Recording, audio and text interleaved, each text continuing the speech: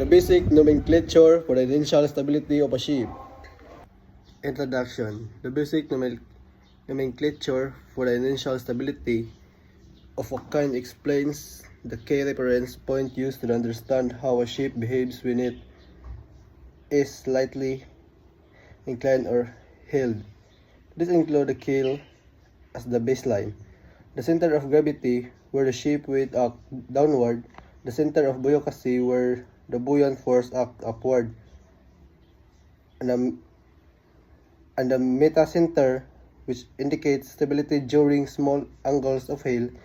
Together, these terms help determine whether a ship will return to its upright position or become unstable when disturbed by wind, waves, or loading conditions.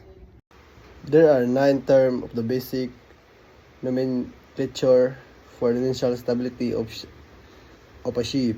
First, keel. Ang keel mao ni ang basihan sa sukod sa pinakailam sa barko. Number 2, center of gravity.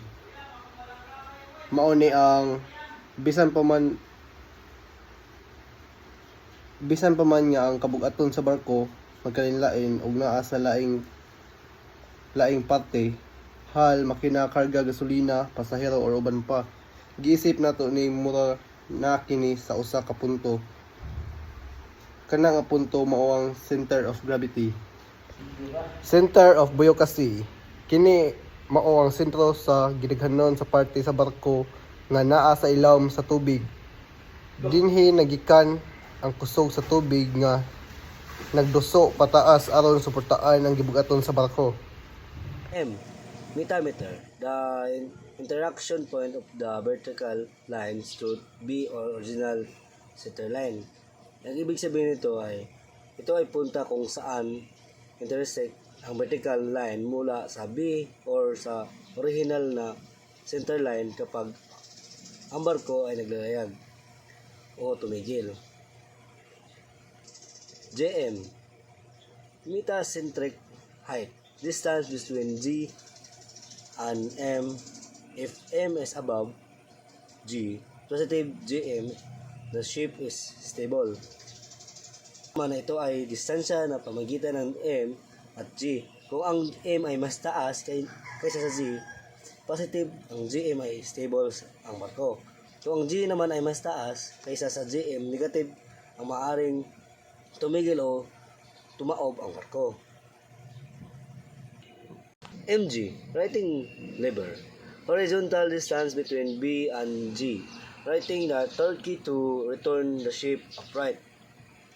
Ang ibig sabihin naman ng MG ay ang ibig sabihin naman ng GG, ito ay nagpahalagang na distansya na pamagitan ng B, central of buoyancy, at G, central of gravity. Kapag ang barko ay nakatagilid, dahil ang distansya ito ay bumubuo ng forsang paikot, turkey o righting moment, na isang pagbabalik sa barko sa tuwing naglalayag.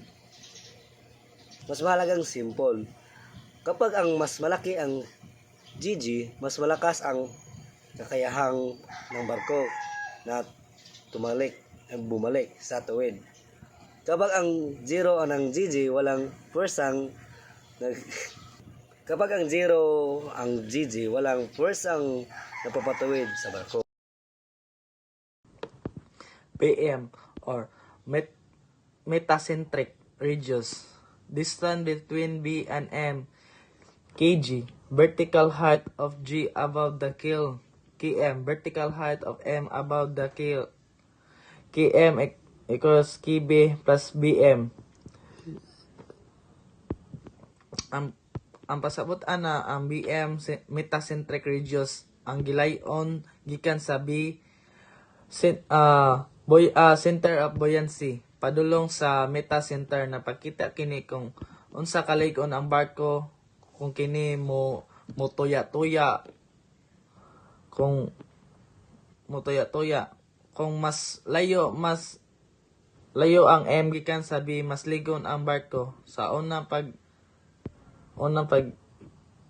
keel. Kg mao kini ang kataas sa center of gravity gikan sa keel. Kung taas kayo ang G, dali ra mo kiling ang barko. Kung ubos ang kg, mas stable ang barko. So, mubo ra ang dali ka ng kusog mo sayaw kung bisag gamay lang nga balod. Mao ni ang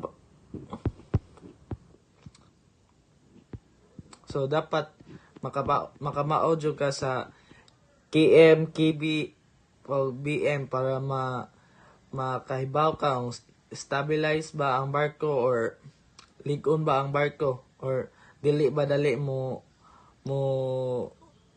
kiling ang barko niya maka-estimate sad ka og pila ka daghanon ang masakay sa barko. Initial stability. Ang initial stability sa barko mao ang iyang kakusog sa pagbatok sa pagkiling o pagtakilig kung naay gamay nga pwersa nga maigo sama sa hangin o balod. Kung ang barko magtakilig gamay, ang initial stability mao ang abilidad niini nga mobalik dayon sa tuwid nga posisyon.